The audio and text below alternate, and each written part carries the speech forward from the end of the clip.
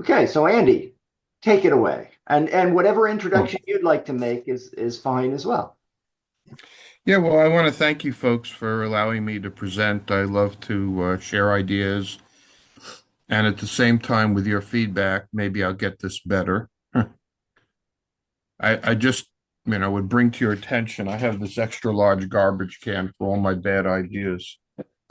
I don't think this is one of them, by the way, but there might be components in here that need refining, and so maybe you could help me out. Now, this is a 15-minute presentation, and I'm going to, in a moment, set the clock because I always check myself. Do I stick to the rule? But with your permission, I'll do 2 minutes of introductory material to set it up. I think you'll get a benefit from it if we're not too rushed this morning. And I just put this slide in to accommodate who's you call it the John's comment about studying the classics. We have our philosophy club meeting on Sunday. We're reading Comte's Progressive Philosophy. Comte wrote in the 1820s.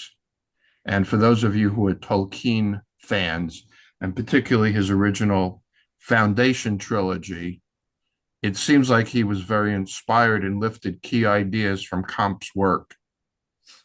Comte in the 1820s or 30s wrote a book, 7 books that purported to show how civilization evolved. Um, and for those of you who are interested in the history of civilization, and his dominant thesis, just to make it, you know, straightforward, is the battle between the temporal and the spiritual throughout the ages. So it's the king versus the priest. The temporal is the king, the spiritual is the priest. And I would definitely skip the first chapter because it's painful. It's the battle between monotheism and polytheism. But from then on in, it's mind blowing. And although I often don't agree with him, I don't know when in history anybody tried to explain um, how history evolved, how civilizations evolved and declined the way he did, although I think he misses the mark sometimes, but the general framework is amazing. And we've been meeting for 26 years every 2 or 3 months to read a work of philosophy and discuss it. And I would say, head and shoulders, this is above anything we've ever read in terms of its impact. So there you go, John. And the quote I'm going to start with here as I ease into the presentation. People more frequently require to be reminded than informed. So it may, this is from Samuel Johnson. So it may turn out that what I share with you is old hat, but maybe it'll help you with your muscle memory because I'm going to talk about fundamentals. Fundamentals. So everybody knows there's no selling to be done between Christmas and New Year's. How do you like that for a segue from highly abstract to deeply practical? So everybody knows there's no selling to be done between Christmas and New Year's. And on the Monday of last week, I set 4 sales appointments, one of which was last Thursday, the day after New Year's. So, why is it I was able to set appointments like this? And the answer, in my view, is, and always has been, because I've been noticing this for years, is that people walk off the playing field. Salespeople just walk off the playing field because they make an assumption. It's an invalid assumption that there's no work to be done. And it's true that I reach out to owners of businesses. About 65% of my business is recurring. That means I have it year after year. but I have to close another 35 to 40% of the total, to hit the numbers that I have in mind. And the advantage to my audiences is my hand is in the game all the time. And this is one example. Like I was making calls and reaching out to people between Christmas and New Year's. Now, by the way, the same premise is true, like Easter week, July 4th, Thanksgiving. It's true that many people take vacations, but the people who are working are working. And my premise or my conclusion is that during holiday type times, the transaction levels are lower. So if you have an owner of a business, he or she is overseeing less stuff. Here's a classic example of an assumption overcome. I'm just curious. Anybody know what is significant about this race? What happened in this race that was very special? Roger Bannister broke the 4 minute mile barrier. Yeah. And what did it, Kevin? Oscar, I'm going to keep, John inflicted on me the classics, right? So Oscar Wilde famously said, "No good deed goes unpunished." So, what did everybody know was absolutely true until the day he ran the 4 minute mile? No one thought it was physically possible That's right. A to break human the four being is minute not mile. designed. And so, part of the reason, I don't know how big a part, but an important part of the reason why nobody ran a 4 minute mile is because nobody believed it was possible. So, that's what's called a self limiting assumption. Now, in the year after Bannister ran the 4 minute mile, somebody beat his time. Why? Because they believed it was possible. So we're still in the warm up here. Extra credit. Does anybody know how Bannister trained to beat the 4 minute mile? This is extra credit question. No. Okay, so up until the time he did it, everybody knew it was impossible, right? But it was possible to sprint for a quarter of a mile at the rate of a 4 minute mile. It's just he couldn't keep on doing it. He got 4 sprinters to run around the track. His job was to run alongside the sprinter. That was it.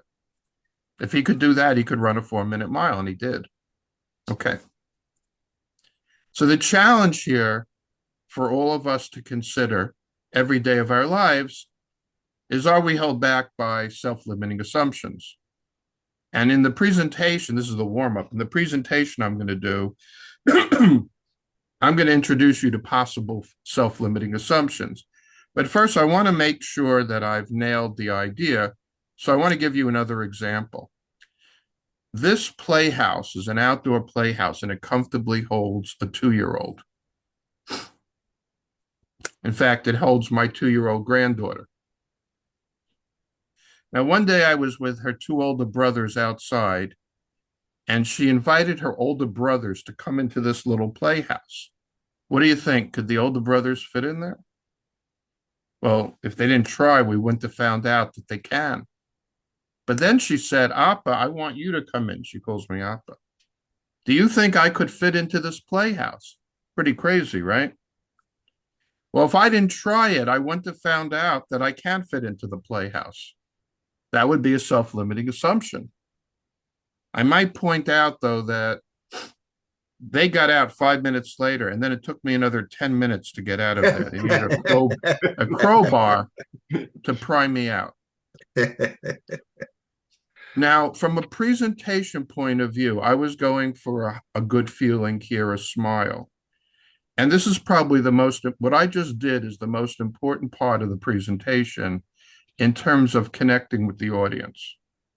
So I've been doing stuff like this for a long time. This is not the only example.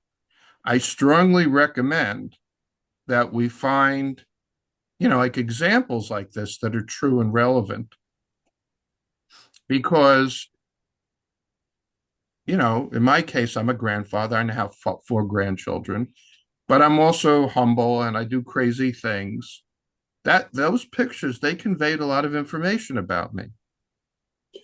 All right, now that was the warm-up, everybody. It's not fun from here on in, it's hard work. All right, you ready for hard work? I just started the timer. I will take questions afterwards. So, oh, wait. I got to give you background first. I hope that what I'm going to show you in the next 15 minutes is going to give you useful information that you could use immediately in your business. But this presentation is meant to be taken on two levels. One level is there information you could use here? But the second level that I want you to consider in presenting this is, do you have something like this in your life? Because what I'm about to show you creates trusted advisor relationships in as little as 15 minutes first conversation. And if you have team members who present, who may not have your wisdom, sagacity, do you have something replicable to give them? So to me, trying to look at it from your point of view, the audience, I would say that's the big payoff.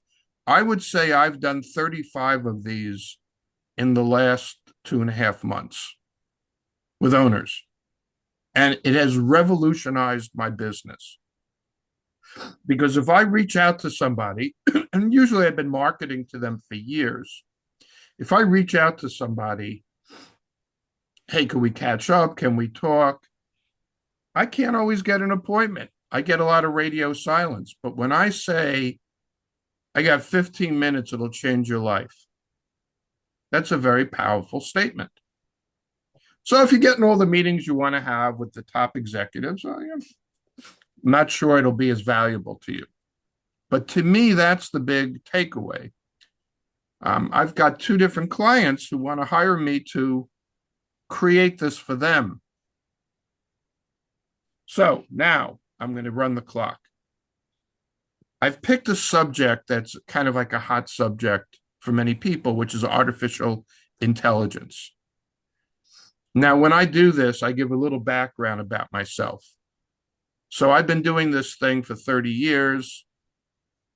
The key thing I would bring to your attention is that we get a lot of success in having sales team members change their behavior 70 to 80%. And I'm going to come back to that statistic. So there are 2 different things. You may know this, again, muscle memory. GAI, generative artificial intelligence, it creates content. AI, artificial intelligence, it's predictive. Now, I was in Las Vegas for 2 days last June, and I was there for a 2-day conference, and most of them were about AI. And I thought this was really interesting that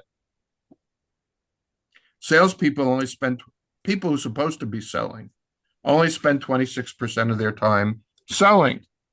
And that AI is not going to replace salespeople, but their support structure. It's like interns, people who assist them. But think about the statistic. People who are supposed to be selling 100% of the time, not folks who own businesses and do this and 100 other things, they're not selling. So as we evaluate AI, artificial intelligence, predictive, it's important, I believe, to keep in mind the distinction between efficiency and effectiveness. This was codified by Peter Drucker, the management theorist. Efficiency means you dig the hole faster, deeper, quicker. Effectiveness means you dig the hole in the right place. Now, for those of you who are Indiana Jones fans like me, this is from the first movie. They were digging in Cairo in the wrong place. And I believe that a focus on AI, artificial intelligence, could cause you to dig the hole in the wrong place. Because the key is culture here. If you don't have the culture right, nothing's going to work right in selling, and it's got to be do or die. So once you get the culture right, then other things can make a difference. For instance, you're selling tools, you're selling process. And I do different presentations on that. All these 3 together will cause you to have trusted advisor relationships. And you can manage the whole thing with AI. The question, though, is, do you have the culture right? So you got AI, you got culture. Now, here are some things worth knowing that AI, artificial intelligence predictive, can help you predict. This is pretty good stuff. However, I've been doing this for a while. 20 years ago, CRM was the hot thing, Salesforce.com. And without a strong culture, CRM only delivers a fraction of its potential. And I have a deja vu feeling we're going through the same thing again in our culture. I don't know if you're familiar with the idea of the error factory. It comes from Six Sigma, 6 errors per million parts.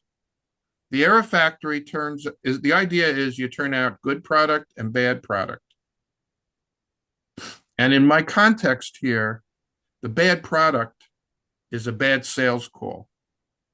And so I'm afraid that there is a sales error factory and AI is going to make it run faster. That's my concern, that there's a sales error factory, the product being bad sales calls. Now, before I review the agenda in detail, or before I proceed, there's 5 things I'm going to discuss in the 10 minutes left. Some more on AI, challenges in selling, sales training as a solution, sales culture, and the entrepreneurial salesperson. Does anybody want me to prioritize any of these issues in any way, or should I just continue with the presentation? Go for it. All right. So here's a data point for you. Some years ago, I had a client who had about 5 or 6 salespeople. They did 20 millions in sales. It was a manufacturing company. And one day the owner pulled me into his office and showed me the screen of his computer and said, "You got to see this." My CRM is showing that at this very moment, my salespeople are making sales calls. It was teleselling, and they're entering stuff. And that was great. They were doing something, but were they doing the right thing is the question. Were they digging in the right place? Now, I have heard this since I started my work 30 years ago. You can't find good salespeople. This is a Harvard Business Review study. 37% of salespeople are effective. Is AI or GAI going to fix this? And I don't think the answer is yes. So why is it a problem to find good salespeople? And I think the answer is that there aren't enough platypuses around. A platypus is part mammal and part bird. And in order for a salesperson to be effective, they have to be part entrepreneur, part employee. That's the platypus. So I'm going to do some quick numbers with you, looking at the whole US economy. There are 330 million Americans, ballpark. Let's round it off to 300 million. According to the DISC profile, there are less than 15% of them that are entrepreneurial. 45 million, 15% of 300. Let's round that off to 50 million. Half are in the workspace, but half are not because they're too young or too old. Call it 25 million entrepreneurial types. Do any of you folks know how many small businesses there are in America?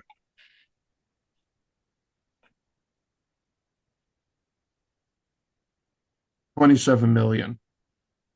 Where are the pure entrepreneurs? Most of them have gone out and started their own business. Now, we need some of the entrepreneurial qualities to succeed in business development. What are those? Certainly experimentation, an ability to challenge the prospect's thinking, an ability to challenge social mores, the difference between social selling and business selling. Oh, there's my platypus. From my work, I have identified a platypus. I call them a hybrid entrepreneur. They have some of the qualities of an entrepreneur, but they also have qualities they're willing to be an employee. Let's look at some candidates for salespeople. This comes from a diagnostic tool called Profiles XT. This is a rare salesperson, high energy level, high assertiveness, high sociability. We want to try to avoid this kind of a salesperson, someone who's been in the industry for years, and in their resume, they had one good experience because they were selling Snickers, something that everybody wanted. But the rest of their resume is like 1 year or 2-year assignments. No energy level, no limited assertiveness. This person won't get out of bed in the morning. I interviewed this person. I thought we were going to hire him. He said he loves making cold calls and he won't get out of bed in the morning. The most common hire I call a social seller. Very sociable, likes talking to people, and middle of the range energy and assertiveness. This person I call the hybrid entrepreneur. They can be coached, provided that they're coachable. Some people would rather, fail than change, so they have to be coachable. There are untapped opportunities to become a trusted advisor. According to this Harvard Business Review study, buyers only consider 18% of the salespeople with whom they deal to be trusted advisor. 81% would prefer another salesperson. So there's huge opportunities. Will AI in isolation fix this? I don't think so. Let me give you a visual on it. The context is we're trying to create new trusted advisor relationships. It's like the competitor is at the top of a slanted soccer field and rolling the ball downhill. And we're trying to kick it uphill, creating that relationship. And by the way, you'll notice that in showing our position, I show that we're coming in on a transactional basis and they already have a relationship. It's very hard to level the playing field. It's really hard to level the playing field. And my thesis is we have to have the right sales culture to level the playing field. Now, a solution could be training. Solution could be training. Two of the new search engines are Spark Turo and Answer the Public. You might want to make a note of that. These are two new search engines you could ask that talks about the activity on the internet. So according to them, on average, about 4,500 people are looking for sales training every month. Now, when they do sales training, this is a common model. It's called the Gole model. You train, you practice, you incentivize, and you get changed behavior. But according to the Harvard Business Review, quoting a McKinsey study, 70% of change programs fail. Why do they fail? I think it's in the incentivization, because if you're familiar with Maslow's hierarchy, it's mostly extrinsic or external motivations, money, prestige. It's not internal. Now, I said to you, remember, think about this statistic. My program succeeds 70, 80% of the time. 70% of change programs fail. And I think it's much higher on sales training. They don't get the culture right, is my view. That's the problem. They don't get the culture right. So we know, according to these search engines, there are about 4,500 people a month who are looking for sales training. How about sales culture? If you enter into the search engine sales culture, 194, 5%.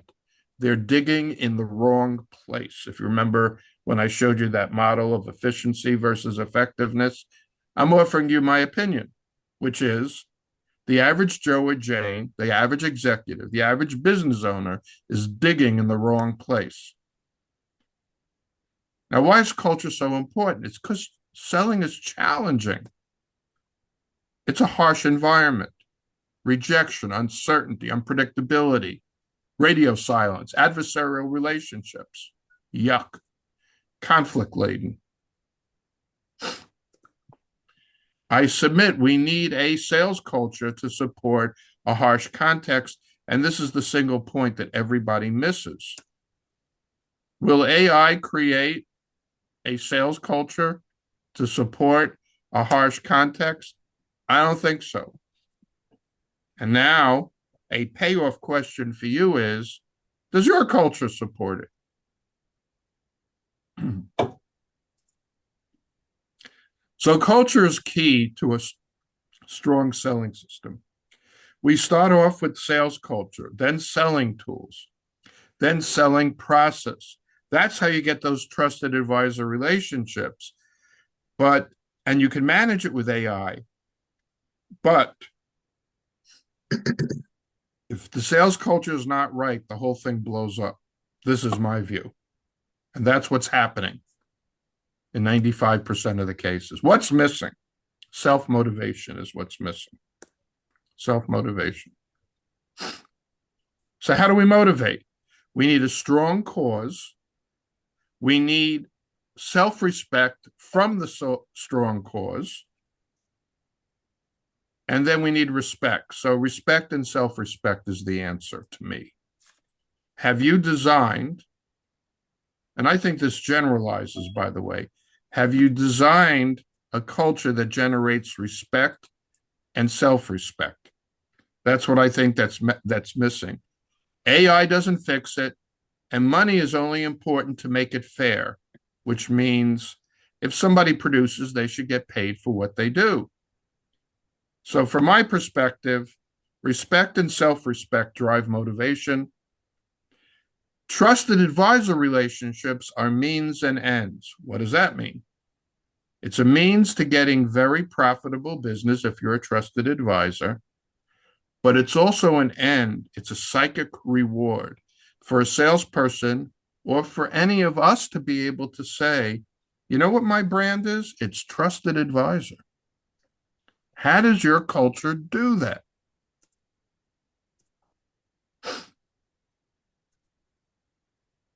The single biggest factor in sales success is how you deal with the conflict of sorts, or the difference, I should say, of social values versus business values. Social values, represented by Dale Carnegie's How to Win Friends and Influence People. Social sellers want to be friends. They want to make friends. They want people to like them. Business sellers, represented by this Harvard Business Review article, they want to earn the right to profitable business. The paradigm shift for most companies and people, it's not an or, it's an and. It's not a tyranny of the or.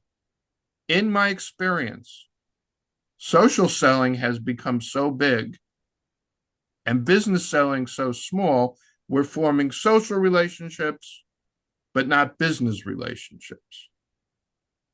And we close little new business.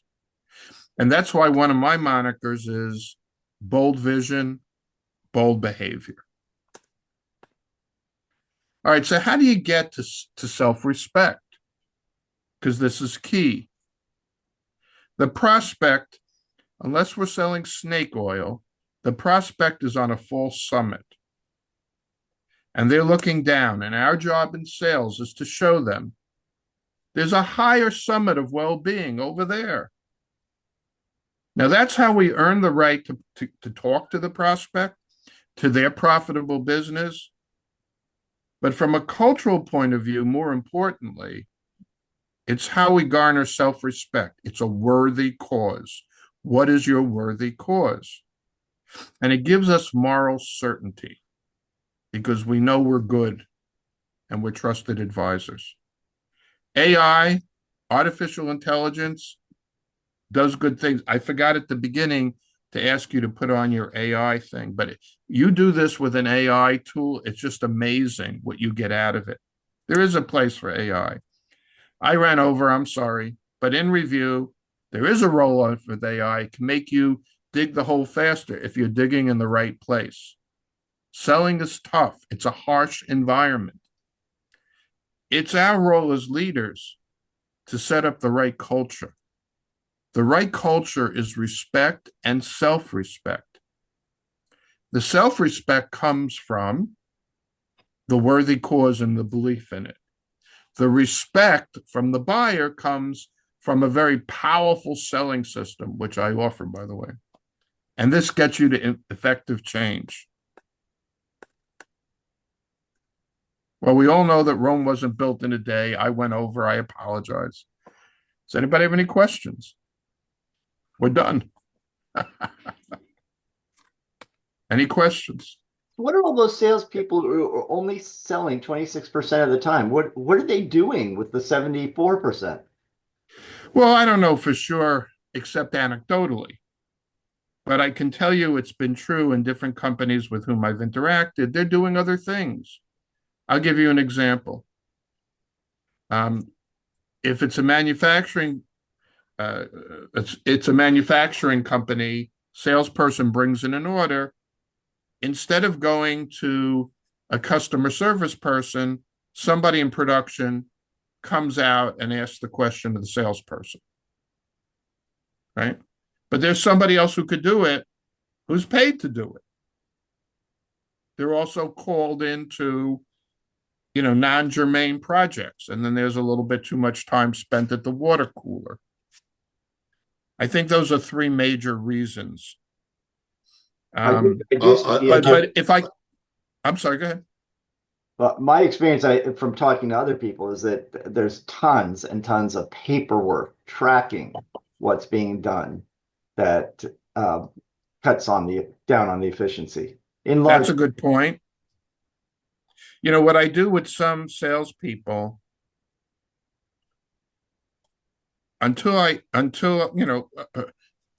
if we have this kind of time management problem, is we block out in 30-minute blocks what we're doing for the whole day.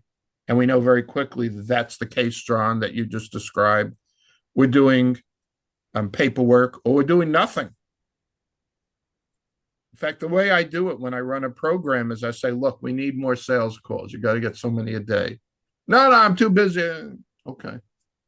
In 2 weeks, if we're not doing better, we're going to do time studies. I can tell you from much experience, nobody likes doing a time study. I think your question is an interesting one, John. I find in my business, two things take up my time. One is all the paper, it's a highly regulated industry. So there's all sorts of requirements for documentation, paperwork. And that really frustrates me because I view that as kind of really essentially a huge waste of my time, but that's unavoidable. The part that's avoidable is a lot of advisors spend time watching CNBC, researching the latest, greatest stock idea, when our business really is about coaching people to save the money, to have a plan, and to stay with the plan when the emotion takes over. So that's about understanding the core. And I see a lot of advisors spend literally 80% of their time doing those two things and not really selling. Because selling involves, putting yourself out there and the harsh environment, as Andy points out. So that's been my well, Kevin, if I could give you some coaching, that could yes be something for you to I'd consider. love to hear it. I'm open to coaching. And it's just probably muscle memory because you know this. But what I would ask at the end of this presentation is, and I'll ask more questions, but just to coach you, who do you know that should see this presentation, right? Do any of you know a business owner who needs to see this today because they're doing it wrong? Well, you may not know anybody, right? But Kevin, when you delight somebody, and particularly if you own a 15-minute like this, it's part of you. And if you've done your coaching, you've helped somebody plan their future better, Your life's going to be a lot easier if you ask all those people, who do you know? And if I could just turn the screw one more time, if you're linked in with that person, and I'm now doing it, I've done this in the past, I'm doing this now again. Here's a possibly practical suggestion. I'm going through people's first connections with screens. In other words, they have at least 100 employees. And I'm saying, hey, do you know these people well enough to introduce me? Is it a fit? And they don't compete with you. So when you ask somebody, who do you know? It's it's not on their minds to help you. You know, like they whether they do or they don't. Yes, But that's it's an easy absolutely true. cop out, Kevin. It's an easy cop Yes, out to say, Kevin, I love you. And if anybody asks me, or any, I'll be glad to help you. How about yes, Joe at ABC? How about Jane at DEF? You know, yes. Yeah, no, so do your that's homework. absolutely true. You're absolutely on the mark there. That's absolutely correct. And I have a coach that I'm working with, and that's one of the things he's trying to get me to do is do exactly that. And so that's something I Yeah. have not done effectively. Okay. Yeah, it's so much easier to make an introduction when someone says, "Do you know someone in this specific situation, or do you know this specific person?" As opposed to, "Do you know This anyone?" person, do Yes. you know Joe well enough? Because it's on your LinkedIn. You're a first connection with Joe. You're a first connection with Jane. I want to meet them. Do you know them? Yep. I've been getting, well, I've been getting introductions, but as important, I got, I did on Monday of this week, I did 3 of these 15 minutes on Monday. One was a total basket case. It was a business owner who should have been qualified. He didn't understand anything I said. That has never happened before. But this guy was in La La Land. One of them I hadn't talked to in years. He moved to a new company, couldn't use my services now, introduced me right away to somebody else. Got a warm introduction. And Um, so yeah, we should connect, Andy, because I deal with a lot of small businesses. I do 401k plans. Most all the companies I deal with are below 100 employees, but some of those might still be, opportunities for you. So, and I always love to offer people help, and so it's a great way to connect with people and maybe do some business, maybe not, but spread the word to help everybody's life better. That's kind of my whole focus. So we should definitely connect and talk about how we might be able to help each other. Let I'm me ask putting you a my text. question. Oops, I spelled it wrong. I'm putting my email address into the chat for you. Yeah, I will And send I you would an email definitely and love to chat with you. That'd be great. But you see how this is leading to conversation, everybody? Maybe it's not a fit for everybody here. That's fine. Would you all agree that my thesis was a provocative one? yes, I think That it's excellent. at the very minimum, everybody was reminded of things they probably should think about. And if I did my job right, 50% of it was new to you and revolutionary. What you do about it's your business, right? I mean, how many people here, raise your hand, have thought about the idea that it's a leader's job to make sure there's respect and self-respect? And by the way, I'm talking about salespeople, right? But the principle generalizes. In other words, if an owner is doing his or her job right, right, they're making sure that, like, if you lead, or there's several managers in a business, if I was running the business, I would say, okay, here's Joe, here's Jane. Do they feel self-respect? Do they feel respect? If they do, everything else being held equal. I mean, there are other things like, and this is more particularly true for a salesperson, the sense of adventure. So there are other things. I don't mean it's everything, but to me, that's the core. And by the way, when you've seen the statistics that 80% of an employee's satisfaction is because of the relationship with the manager, that's big picture. Small picture, respect and self-respect. To me, that's the core. In Well, I other think words, is your manager The treating you in such a way that you feel you're getting respect? Well, I think that, and I think when the I go, visual of the summit is so powerful that if you can, if everyone feels like they're working for a worthy cause, that there's a reason Worthy there, cause is that so is so critical. important. Absolutely. Yep. Yeah. So I'm uh, glad that I'm glad that you mentioned that because I go out of my way to create powerful visuals. And that I believe is one of them. Mhm. And so from a the presentation point of view, I mean, you all know don't put a lot of words on a page. It's not just have a picture, but have a picture that's powerful. For those of you who were here at the beginning, think about the pictures of me getting jammed into that little tight playhouse, right? Like if I was to describe that scene, I could give you paragraphs on it, right? But you know the cliche, one picture, 1,000 words. So part of my craft, such as it exists, is to try to find visuals that are highly compelling. Boom, you know? Other questions or comments? Yeah, I'm gonna jump in so because I go ahead. Kevin. Okay, Kevin. Well, you started talking about why salespeople aren't always selling and they're doing other things. And in my case, technology offers a kind of a unique thing in that we are constantly needing education, right? There's constantly new technology, and especially when we're advertising now that we're integrators, we're spending most of our time trying to figure out how either old stuff works or new stuff works so we can connect it together. And that's my biggest challenge in finding salespeople is they have to be uh, Andy said about venturous.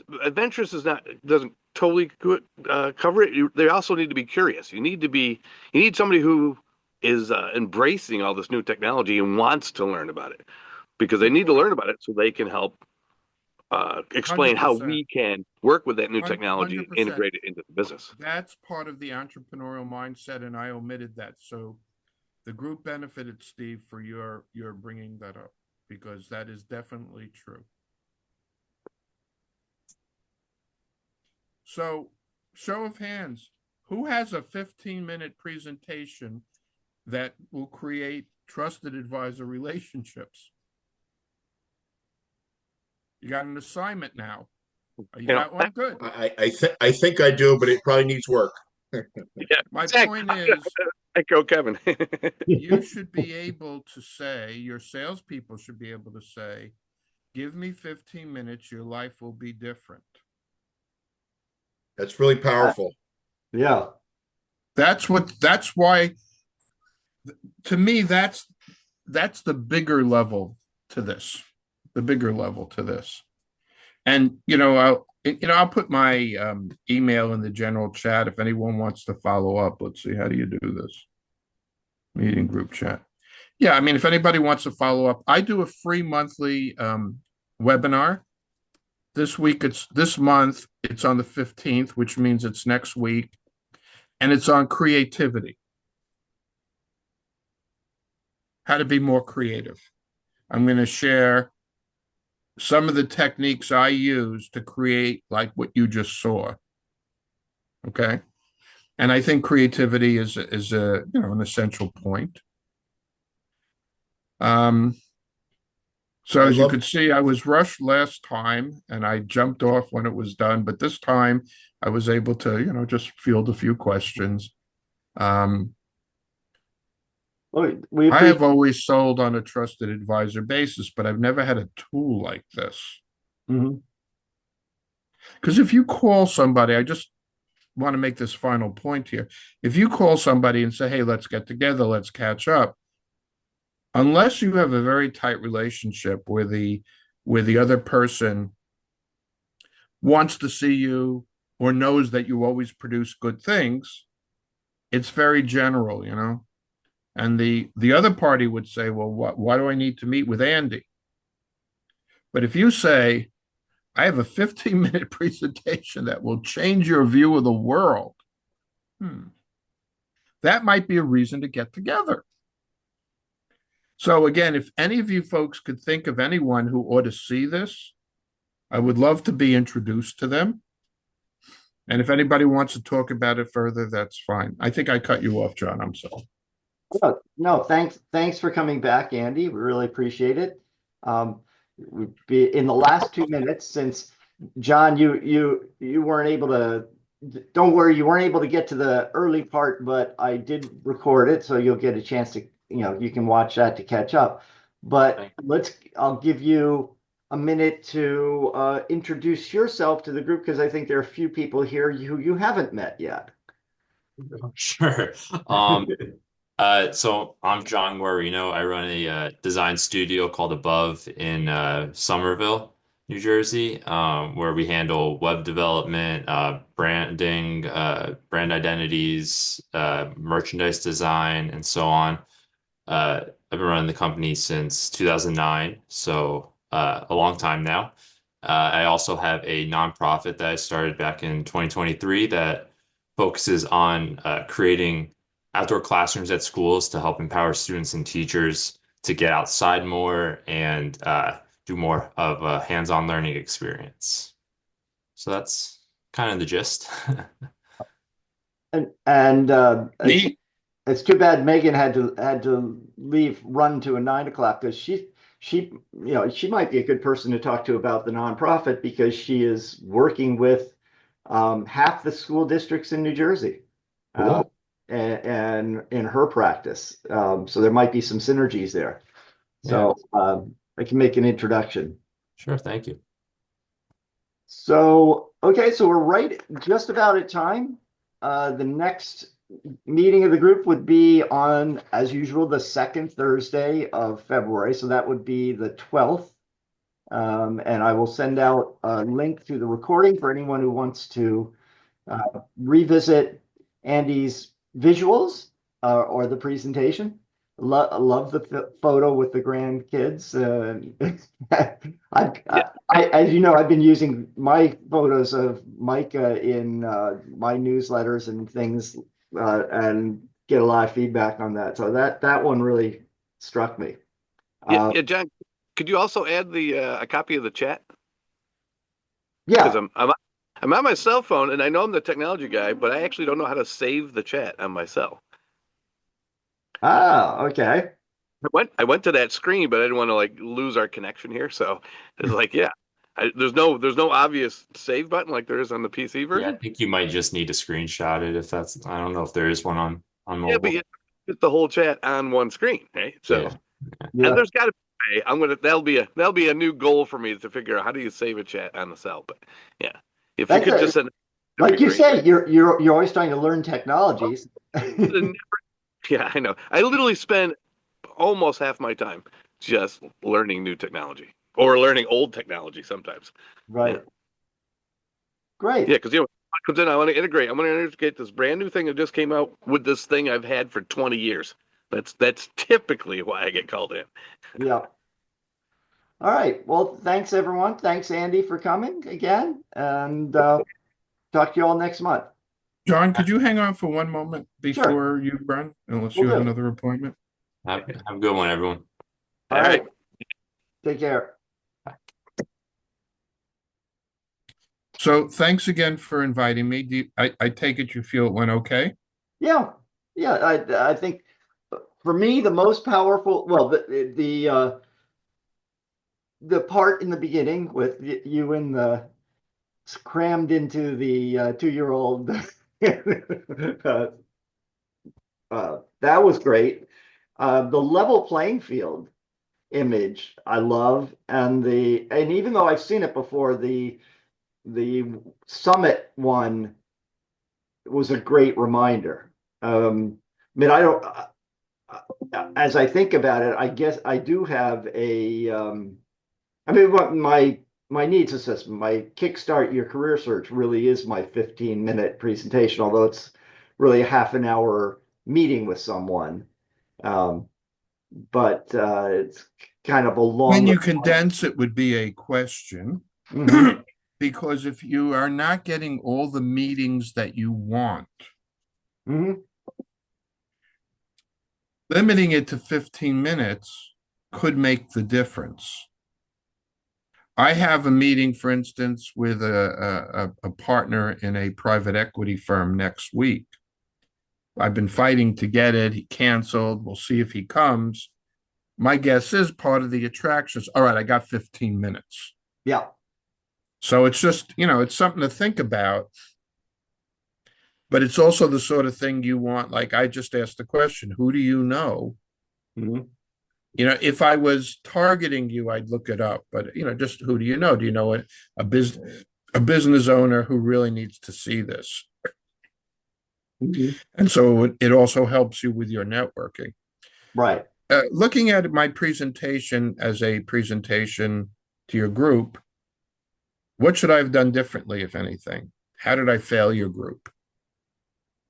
But I should probably stop the recording at this point.